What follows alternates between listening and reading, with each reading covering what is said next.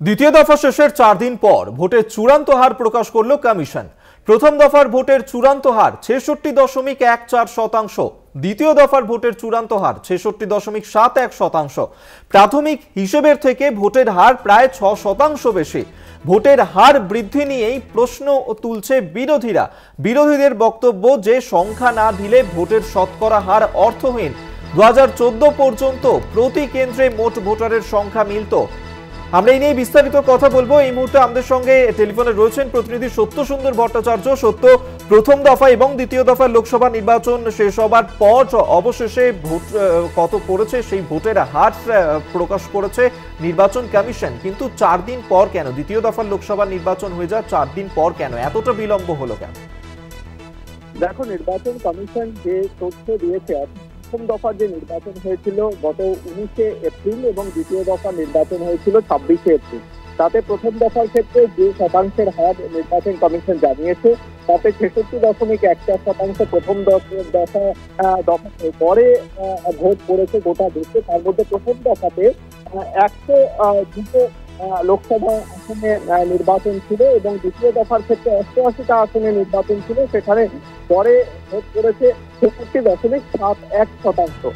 Commission মনে করছে যে সাধারণভাবে এর আগে দেখা গিয়েছিল যে যেদিন নির্বাচন তার পরের দিন টোটাল ভোটার যে টার্ন আউট, সেই টার্ন আউটটা জানতে পারা যেত, কিন্তু তার 4 দিন পরে অর্থাৎ দ্বিতীয় দফার ভোট হয়েছে 26 এপ্রিল, গত 26 এপ্রিল, তারপরে গতকাল যে তথ্য নির্বাচন কমিশন তরফে জানানো হয়েছে সেই শতাংশের বিচার কমিশন মনে করছে যে এতগুলো লোকসভা আসন থেকে যে নির্দিষ্ট যে ভোটের শতাংশের যে ফিগার, যে হার, সেই হার একত্রে সেটাকে গাণিতিকভাবে সেটাকে একটা রূপ দিতে কিন্তু কিছুটা সময় লেগেছে এবং সেই কারণেই কিন্তু এই সময় বলে জাতীয় নির্বাচন কমিশনের তরফে জানানো হয়েছে।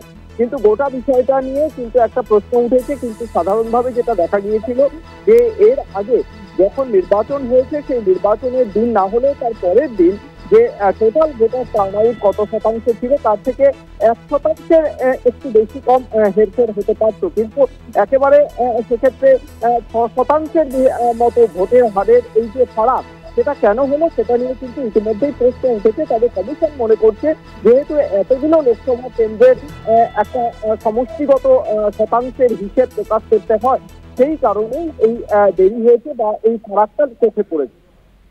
ধন্যবাদ তোমায়। আমাদের সঙ্গে টেলিফোনে ছিলেন প্রতিনিধি সত্যসুন্দর ভট্টাচার্য। আপনাদেরকে আরেকবার জানিয়ে রাখবো যে 19 এপ্রিল প্রথম দফার ভোট হওয়ার পর কমিশন বলেছিল 60% ভোট পড়েছে। 26 এপ্রিল দ্বিতীয় দফার পর বলেছিল 7.96% ভোট পড়ে, কিন্তু এই মুহূর্তে দাঁড়িয়ে দ্বিতীয় দফার লোকসভা নির্বাচনের 4 দিন পর যে তথ্য প্রকাশ করা হয়েছে তাতেই 6% ভোট দেখা যাচ্ছে বৃদ্ধি পেয়েছে। আমরা এই নিয়ে কথা বলবো। জয়ন্ত চৌধুরী এই মুহূর্তে আমাদের সঙ্গে টেলিফোনে রয়েছেন প্রতিনিধি।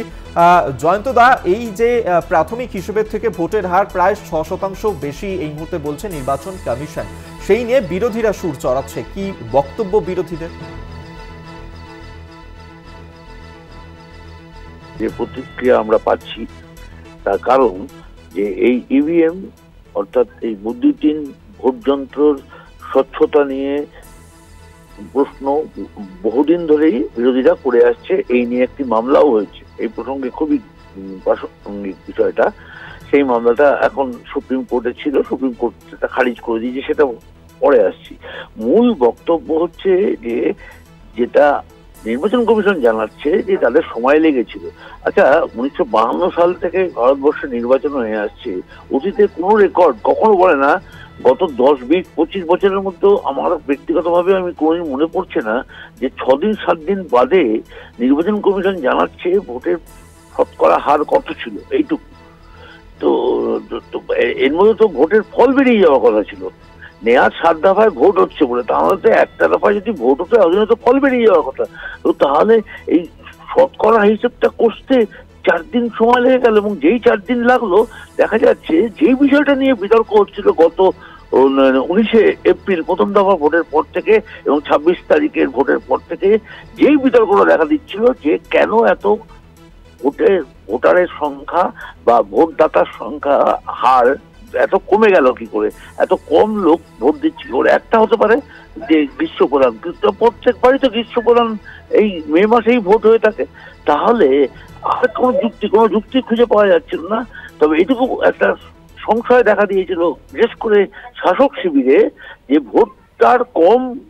ভোটারদের মধ্যে কম উৎসাহ দেখা যাচ্ছে, যেটা তারা খুব ভালোভাবে নেয়নি। বিশেষ করে হিন্দি বলয়ে ভোটারদের এই যে সংখ্যা কমে যাওয়া, এইটা বিজেপি অর্থাৎ এখানে শাসক দল বিজেপি তার পক্ষে যথেষ্ট মানে উদ্বেগের কারণ ছিল। তো সেই কারণের সঙ্গে সঙ্গে হঠাৎ করে 6.5% মতন সামগ্রিকভাবে ভোট বেড়েছে বলে নির্বাচন কমিশন যখন একদিন ঘোষণা করছে, এবং এই যুক্তিটা খুব ছেদ যুক্তি, কিছুক্ষণ আগে নির্বাচন কমিশন বলেছে, আমাদের প্রতিনিধি সত্যনারায়ণ যেটা বললো অত্যন্ত ছেদ যুক্তি। কারণ হচ্ছে যে এখন এত যোগাযোগ মাধ্যম, তথ্য প্রযুক্তি এত উন্নত হয়ে গেছে, সেখানে 6 দিন লেগে যাচ্ছে, 4 দিন 5 দিন লেগে যাচ্ছে একটা ভোটে 190টা আসনের ভোটের কত শতাংশ ভোট পড়েছে এটা বের করতে। তাও সীতারাম ইয়েচুরি যেটা অভিযোগ করেছেন, তাও সেটা কেন্দ্র ধরে ধরে হিসেবটা দেওয়া হচ্ছে না, সামগ্রিকভাবে বলা হচ্ছে 6% মতো বেড়েছে, সেটাও নাকি এখনো করে উঠতে পারেনি। কেন?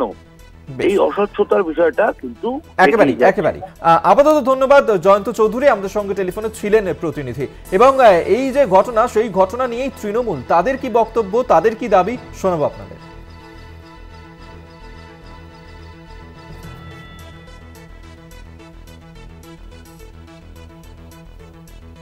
দিন পর দ্বিতীয় দফা নির্বাচনের 4 দিন পর তারা যে তথ্য দিচ্ছে, তারা প্রাথমিক রিপোর্টের থেকে প্রায় 6% বেশি।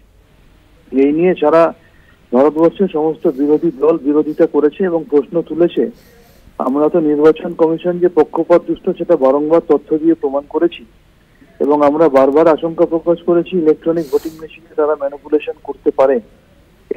এই জিনিসটা আরো বেশি করে আমাদের প্রশ্নটাকে জোরদার করলো এবং আমাদের সন্দেহটাকে আরো প্রকাশ করলো যে তাহলে কি কোথাও ম্যানিপুলেশন করে এই কদিন টাইম নেওয়া হলো ম্যানিপুলেট করার জন্য, এবং তারপর অতিরিক্ত ভোট বাড়ানো হলো, এবং সেই অতিরিক্ত ভোটটা কি কেন্দ্রের শাসক দলের পক্ষেই যাচ্ছে? নির্বাচন কমিশনকে বিজেপি ব্যবহার করছে, তাদের ইচ্ছে মতো নির্বাচন কমিশনের আধিকারিক নিয়োগ করছে, এই অভিযোগ আমরা অনেক আগেই করেছি।